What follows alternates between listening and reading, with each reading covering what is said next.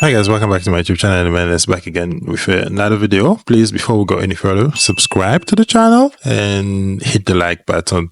You can share if you wish to, but those are the most two important things that can really help the channel get boosted. And I just wanted to say that, all the cameras have an appeal to them, and that is something that I've discovered a lot since I got into photography. I have a lot of old cameras. I have point and shoot cameras. I have a lot of point and shoot camera. This is like my Pentax, the only Pentax I think I'll ever own.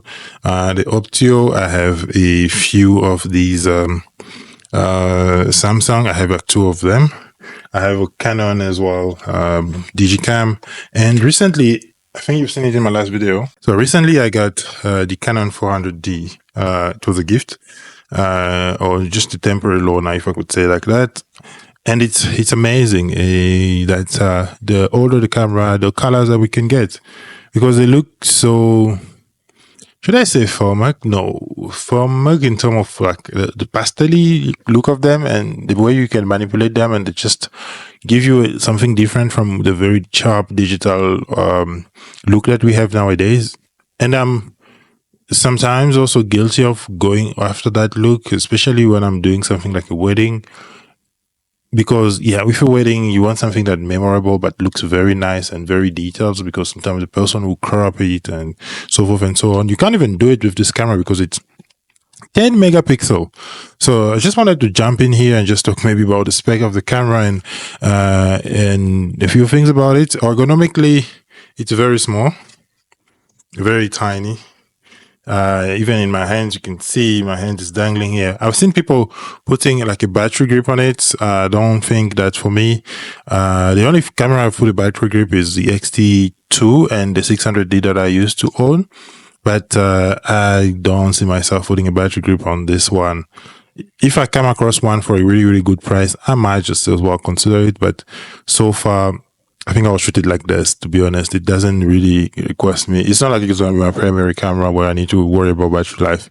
It has a very, very tiny battery anyway. So it's, I think, 720 milliamp power. So I don't know how many shots that translates to, but I haven't charged it since I charged it the first time I had it. So it's holding on pretty well. I think it's still on like 3 bar. The menu system is very old. It's really the oldest one. I think for those who know about Canon, they know this is one of the oldest menu system. The screen quality is awful. I can't say much about it. It has like a sensor here on the eyes, a proximity sensor, as they call it. So the buttons layout, pretty okay. You can even shoot in live view on this camera, so everything is pretty much done with the viewfinder, which is also of a debatable quality, but it does what it does. You have a few metering systems that are missing. You don't have the center weighted meter. You have the only evaluative and I think average one. So there isn't really much about this camera that begs for it to be like super high tech. Obviously, it came out in 2006, if I'm not mistaken. I haven't even changed the date yet on the camera. It's still like 2010. I'll change it eventually because, maybe just to keep my files synced properly, I will do that. What else about this camera that you guys want to know? You can ask me as many questions you want in the comment section below if you have anything you want to know about the camera.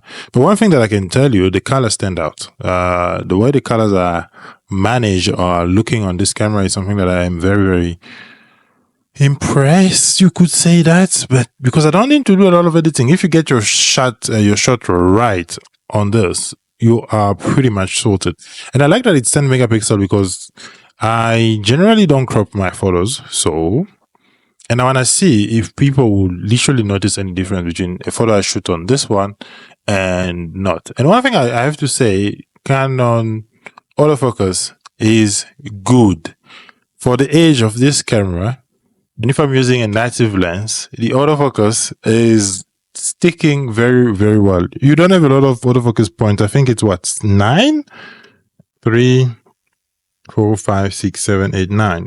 9 point autofocus. Those old autofocus that, I'm sure those who know about shooting old Canon, they know it. Those dots, these ones I don't know if you guys were able to make it out. So this one's, it's literally 9. It's 9. There's nothing else.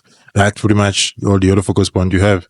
You can't shoot live view. You have to shoot and recompose, shoot and recompose. You do this, you compose, you do this, you recompose. That's how you shoot this camera. So that's pretty much what this camera is all about. Not a lot of specs. 10 megapixel shoot RAW. That's a good thing. It's also interchangeable lens, which is also another good thing. So it does give you a little bit of diversity and a little bit of trial. You can try a lot of few things, but that's pretty much it about this camera. So you can't say, so if you take a bad photo on this camera, you are a bad photographer. With the newer one, you can be forgiving because the technology is so good, the autofocus is so good, so many things are working to making you take a good shot. So if you take a bad photo with a camera in this era, you definitely are a bad photographer. If you take one with this, it can be forgiven. You are not too bad of a photographer, but you're probably going to learn fast if you're using a camera of this caliber, because it's so limiting that it's your skills that really would make you stand out here. So yeah, that's pretty much it about this video, guys. I'll see you in the next one, and peace out.